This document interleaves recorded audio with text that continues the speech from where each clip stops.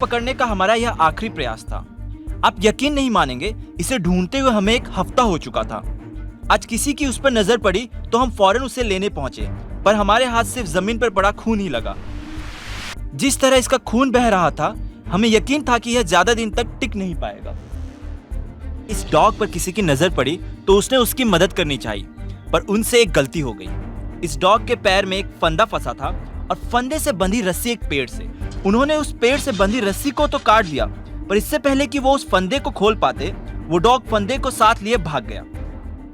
ये फंदे लोग क्यों लगाते हैं, ये तो आप में से बहुत लोग जानते ही हैं। और रही बात बाकियों की, तो उन्हें हम एंड में बताएंगे।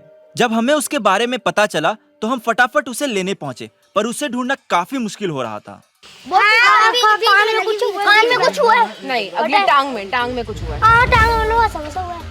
हाँ, यहाँ पे उन बच्चों से बात करके हमें उस डॉग को पकड़ने में मदद तो नहीं मिली, पर 2 और ऐसे डॉग्स के बारे में हमें पता चला जिन्हें हमारी मदद की जरूरत थी। 2 दिन बाद हमें फिर से उस डॉग के लिए कॉल आया। जिन्होंने कॉल किया, डॉग उनकी गाड़ी के पास बैठी थी।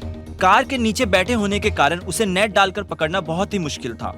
हमने उसे पकड़ने के लिए जैसे तैसे नेट तो फेंका, पर वो बड़ी फुर्ती से निकली और एक झटके में गायब हो गई। उसको भागता देख ऐसा लग ही नहीं रहा था जैसे उसका एक पैर जख्मी है। जैसे स्कूल में एक बारी पिट जाने पर अगली बार हम अपने दोस्तों को साथ ले जाते हैं, इस बार कॉल आने पर हम अपने साथ कैचिंग की दोनों टीम्स लेकर गए। जिन रेस्क्यूअर्स ने कॉल करके हमें बुलाया था, उन्होंने साथ ही एक वीडियो भी भेजी थी जिसमें उस डॉग का खून पूरे बरामदा में फैला हुआ था। हम 4 लोग थे और चारों अब अलग अलग तरफ से घर में घुसे और नेट लेकर उसकी तरफ बढ़े। अपनी तरफ इतने लोग आते देख वो दौड़ने लगे। हम भी उसके पीछे दौड़े और जैसे ही उसके करीब पहुंचे, हमने उस पर नेट डाल दिया, पर हमारा नेट झाड़ियों में फंस गया। इससे पहले कि हम फिर से उस पर जाल फेंकते, वो वहां से भाग निकली। हम कई देर तक आसपास की गलियां छांटते रहे, पर वो तो गायब ही हो गई थी। इससे पहले कि हम थक कर खड़े होते, वो साहिल के सामने आकर खड़ी हो गई।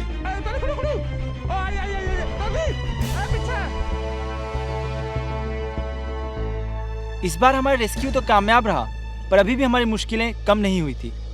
हमने उसकी चोट तो ध्यान से नहीं देखी थी, पर खून के धब्बे देखकर हम समझ गए कि मामला काफी पेचीदा हो चुका था।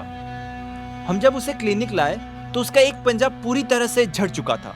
उसकी 5 उंगलियां तो थी, पर उनमें मांस नहीं बचा था, सिर्फ उसकी हड्डियां बची थी। हमने बड़े ध्यान से उसके हाथ से वो पिक ट्रैप निकाला ताकि वो डॉग और हमारे डॉक्टर्स दोनों सेफ रहें। उसके हाथ से जैसे ही वो पिक ट्रैप निकला, सच में हमें उसकी आंखों में राहत दिखी। हमने उसकी ड्रेसिंग की और उसकी जांच शुरू की, पर उसके शरीर का टेम्परेचर और शरीर में बढ़ रही इन्फेक्शन काफी ज्यादा थी। इस हालत में हम उसकी सर्जरी नहीं कर सकते थे, क्योंकि उससे उसकी हालत और बिगड़ सकती थी।